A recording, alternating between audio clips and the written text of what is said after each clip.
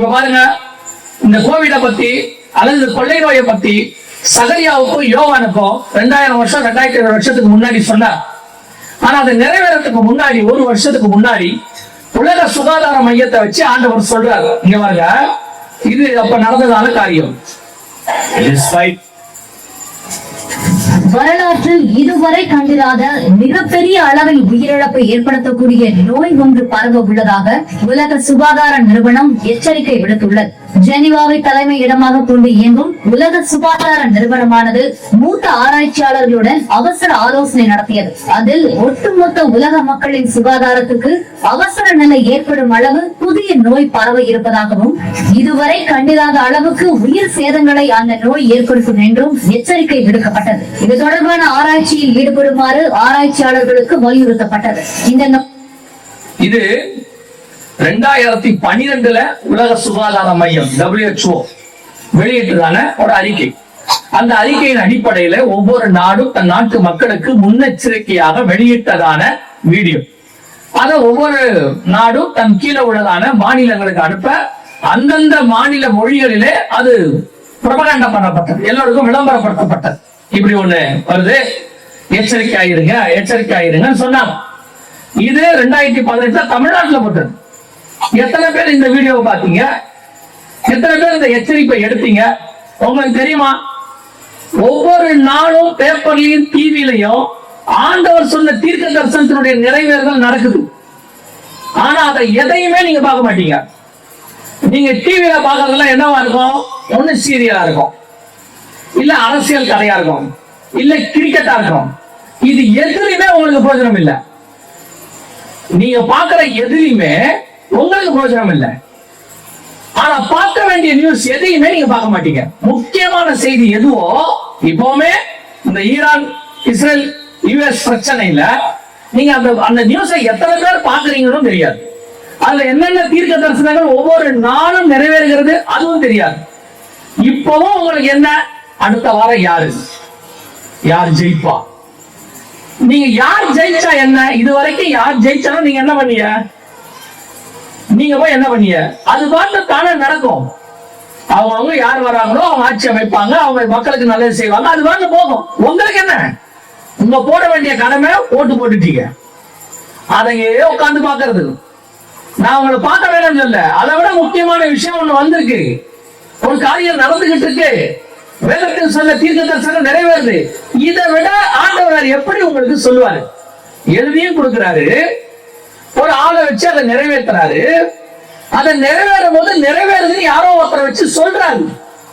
ஆனா எதுக்குமே செவி சாய்க்க மாட்டோம், எதுக்குமே நாம கேட்க மாட்டோம். எங்கள் காதுகள் எல்லாம் ஆசீர்வாதத்துக்கு நேரம் திரும்பி இருக்கிறது. எங்கள் காதுகள் எல்லாம் அடுத்த தலைமுறைக்கு சொத்து சேர்ப்பது நிரம்பி இருக்கு. அதோட விளைவு என்ன? இந்த தலைமுறையில உங்க தலைக்கு மேல நடக்கிற விஷயத்தை தெரிந்து கொள்ள வேண்டிய நீங்கள் 2 கோடி பேர் செத்துருக்காங்க. இப்ப நம்ம எடுத்துக்கோங்க, எத்தனையோ 1000 பேர் செத்து போனாங்க. இவ்வளவும் உங்க ஏரியாலையும் நடந்திருக்கு. இதுல 2 காரியம் இருக்கு. ஒண்ணு, உங்களுக்கு நெருக்கமானவங்க உங்க வீட்டுல உள்ளவங்க ஒரு சிலர் செத்து இருக்கிறாங்க. நீங்க நினைச்சிருந்தா அது உங்க வீட்டுக்குள்ள வராம தடுத்து இருக்கலாம். எப்பவுமே ஒரு விஷயம் புரிஞ்சுக்கோங்க, ஒரு வாதை கர்த்தரால் அனுமதி கொடுக்கப்படுகிறது என்றால் அதுல அவர் செய்யற இன்னொரு மிக முக்கியமான விஷயம், உலகத்தின் ஜனங்களுக்கும் தேவ ஜனங்களுக்கும் வித்தியாசத்தை காட்டுவார். அவங்களுக்கு வர்றது உங்களுக்கு வர விட மாட்டார். அப்படி வர விடாம விட்டாதான் நீங்கள் தேவ ஜனங்கள் என்பது நிதர்சனமாகும். எகிப்தியர் வந்த வாதை இஸ்ரவேல் இருந்த கோசே நாட்டில் வராது. அப்பதான் அது தேவ ஜனம்னு தெரியும். இஸ்ரவேல்ல வந்த பஞ்சம் எலியா இருக்கிற சாரிபாத் விதவின் வீட்டுக்கு வராது. அப்பதான் அவன் தேவ மனுஷன் அர்த்தம். சோதோமுக்கு வந்த அழிவு லோத்துக்கு வராது. அப்பதான் அவன் நீதிமான்னு அர்த்தம். ஆனா இங்க என்ன நடக்குது?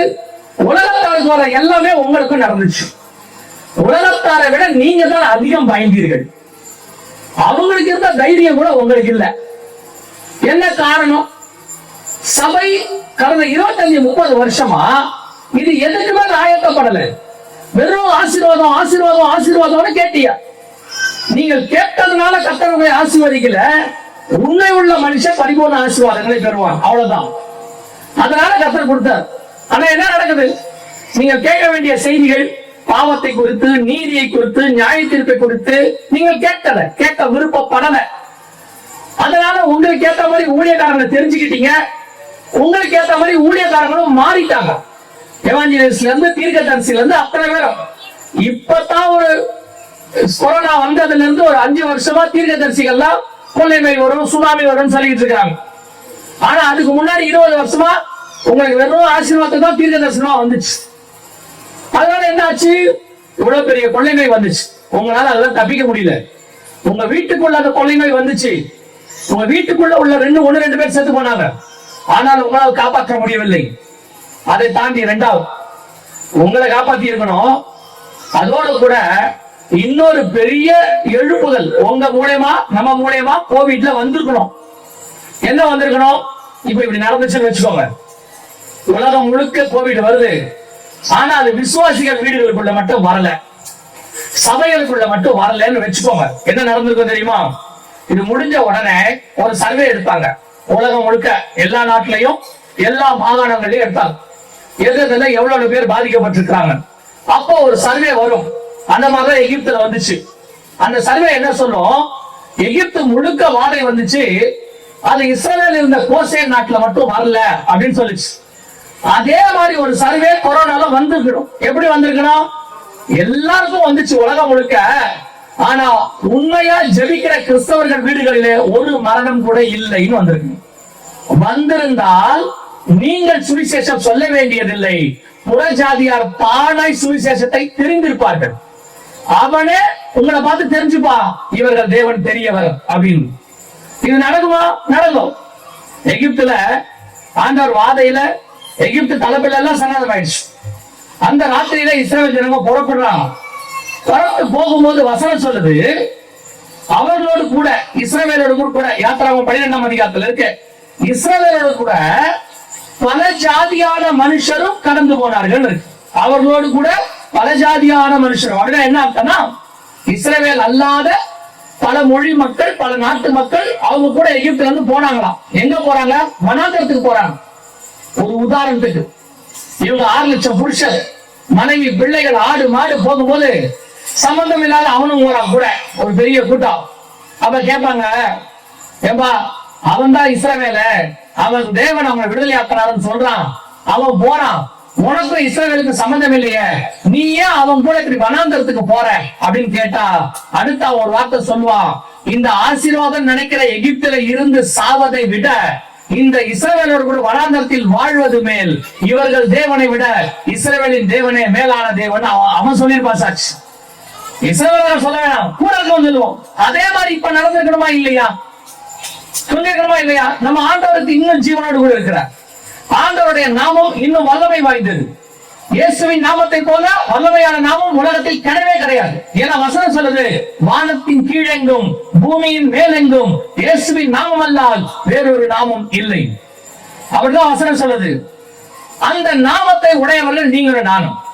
இதை கையில வச்சிருக்கோம். ஏன் ஜெயிக்க முடியல? அப்போ இந்த நாமத்தை யூஸ் பண்றதுக்கு அதுக்கு ஒரே ஒரு ஃபார்முலா கேட்கிறார். ஒண்ணுதான் கேட்கிறார். அவர் என்ன சொல்றாரு? விசுவாசிக்கிறவர்கள் நடக்கிற அடையாளங்கள் ஆவன, வியாதியஸ்தர் மேல் கைகளை வைப்பார்கள், அவர்கள் சுஸ்தமாவார்கள். அப்போ இந்த கோவிட்ல நீங்க மத்தவங்களுக்கு ஒரு சுகமளிக்கிறதோ அல்லது வியாதி வராம தடுக்கிறதோ இயேசு கிறிஸ்துவின் நாமத்தால முடியும். ஆனா அதுக்கு உங்ககிட்ட என்ன இருக்கணும்? விசுவாசம் இருக்கணும். அப்ப நீங்க கேட்கலாம், அப்படி என்ன சொல்லிட்டீங்க, எங்க பேரே விசுவாசியாச்சே, நாங்க எங்களுக்கு என்ன சொல்ற, எல்லாரும் கூப்பிடுறாங்க விசுவாசின்னு கூப்பிடுறாங்க, எங்களை பார்த்து எப்படி நீங்க விசுவாசி இல்லைன்னு சொல்லு, விசுவாசம் இல்லைன்னு சொல்லுவீங்க அப்படின்னு கேட்டா, கவனிங்க, பேர்ல தான் விசுவாசி இருக்கு உங்களுக்கு, உங்ககிட்ட விசுவாசம் இல்ல, அவ்வளவுதான். இஸ்ரவேல் அப்படின்னா தேவனுடைய ஜனம் அப்படின்னு அர்த்தம். அவன் பேரே தேவனுடைய ஜனம், ஆனா அவங்கிட்ட யாரு இல்ல? தேவன் இல்ல. அதான் ஆண்டவர் சொல்றார், நான் அவர்களை விட்டு தூரம் போயிட்டேன், ஆனா அவன் சொல்றான் நான் இன்னும் தேவ ஜனம் அப்படின்னு. தேவனே இல்லாத தேவ ஜனம் அப்பாவன். அந்த மாதிரிதான் இப்பவுமே விசுவாசி விசுவாசம் இல்லாத விசுவாசி. அது எப்படி எங்களை பார்த்து விசுவாசம் இல்லைன்னு சொல்லுவீங்க அப்படின்னா, வெரி சிம்பிள், நான் உங்களுக்கு சொல்றேன். விசுவாசம் எதனாலே வரும்? கேள்வினாலே வரும். நீங்க எவ்வளவு அதிகமா விசுவாச வார்த்தைகளை கேட்கிறீங்களோ அவ்வளவு உங்களுக்குள்ள என்ன வரும்? விசுவாசம் வரும். நீங்க தான் 25 வருஷமா விசுவாச வார்த்தையே கேட்கலையே, நீங்க கடந்த 25 வருஷமா கேட்டதெல்லாம் ஆசீர்வாத வார்த்தை தானே. கர்த்தர் வீடு கொடுப்பார், கர்த்தர் வாசல் கொடுப்பார், கர்த்தர் லேண்ட் கொடுப்பார், வெளிநாட்டுல வேலை கொடுப்பார், பொண்ணுக்கு மாப்பிள்ளை கொடுப்பார், பையனுக்கு பொண்ணு கொடுப்பார். இப்படியே எழுதி எழுதி எழுதி எழுதி எழுதி உடனே லெட்டர் எழுதுறது இல்ல, ஒரு போனை பண்றது. ஒண்ணு பவர் உள்ள ஊழியக்காரரை புடிச்சுக்கிறது, இல்ல டவர் உள்ள ஊழியத்தை புடிச்சுக்கிறது. எங்கேயாவது ஒரு போன் அடிக்கிறது. ரொம்ப வருஷமா என் பிள்ளைக்கு கல்யாணமே ஆகல. உங்க விசுவாசம் எது மேல இருந்துச்சு? 25 வருஷமா உலகத்தில் உள்ள காரியங்கள் மேலதானே இருந்துச்சு. அதனால நீங்க எதை விசுவாசிச்சீங்க? வீடு வேணும்னு விசுவாசிங்க, ஆண்டவர் கொடுத்துட்டாரு. பிள்ளைக்கு கல்யாணம் ஆகணும்னு விசுவாசிங்க, நடந்துருச்சு. இப்போ உங்ககிட்ட வீடு இருக்கு, கார் இருக்கு, லேண்ட் இருக்கு, எல்லாம் இருக்கு. இப்பெல்லாம் முந்தைய போன ஜெனரேஷன்ல கஷ்டப்பட்ட ஊழியக்கார மாதிரிலாம் இப்ப யாரும் கிடையாது. போன தலைமுறை ஊழியக்காரங்க சாப்பாட்டுக்கே கஷ்டப்பட்டது இருக்கு. ஆனா இப்ப அதெல்லாம் இல்ல. இப்ப எல்லாம் நல்லா இருக்கீங்க, அதெல்லாம் மாற்று கருத்துல கிடையாது.